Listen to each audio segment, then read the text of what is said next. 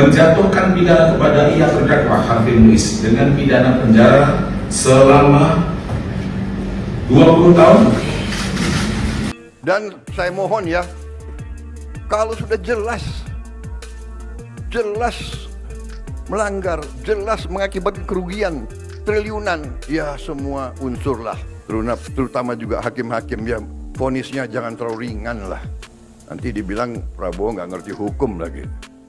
Tapi rakyat pun ngerti, rakyat di pinggir jalan ngerti. Setelah sempat disentil bahkan bikin geram Presiden Prabowo Subianto soal vonis ringan Harvey Muiz, kini vonis suami aktris Sandra Dewi itu diperberat menjadi 20 tahun. Majelis Hakim Pengadilan Tinggi Jakarta menyebut, perbuatan Harvey merugikan negara 300 triliun rupiah sangat menyakiti hak rakyat. Hal ini menjadi alasan memberatkan Majelis Hakim Pengadilan Tinggi Jakarta saat menjatuhkan hukuman terhadap Harvey Muiz. Ketua Majelis Hakim Pengadilan Tinggi Jakarta, Teguh Haryanto mengatakan, korupsi itu Harvey lakukan sementara masyarakat sedang mengalami kesulitan ekonomi.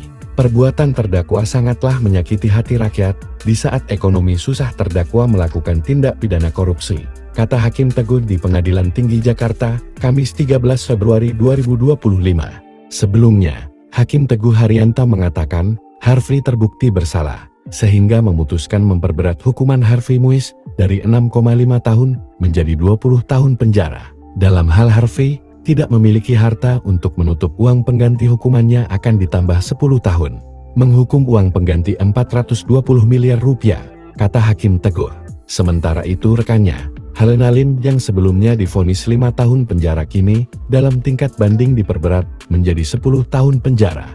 Menjatuhkan pidana kepada terdakwa dengan pidana penjara selama 10 tahun dan denda 1 miliar dengan ketentuan apabila denda tersebut tidak dibayar akan diganti dengan pidana kurungan selama 6 bulan, kata Hakim Ketua PT DKI Jakarta dalam ruang sidang, Kamis 13 Februari 2025. Diketahui, Kejagung mengajukan banding usai ditegur dan diprotes Prabowo soal vonis ringan Harvey. Prabowo berharap pelaku korupsi yang merugikan negara ratusan triliun mendapatkan hukuman yang setimpal.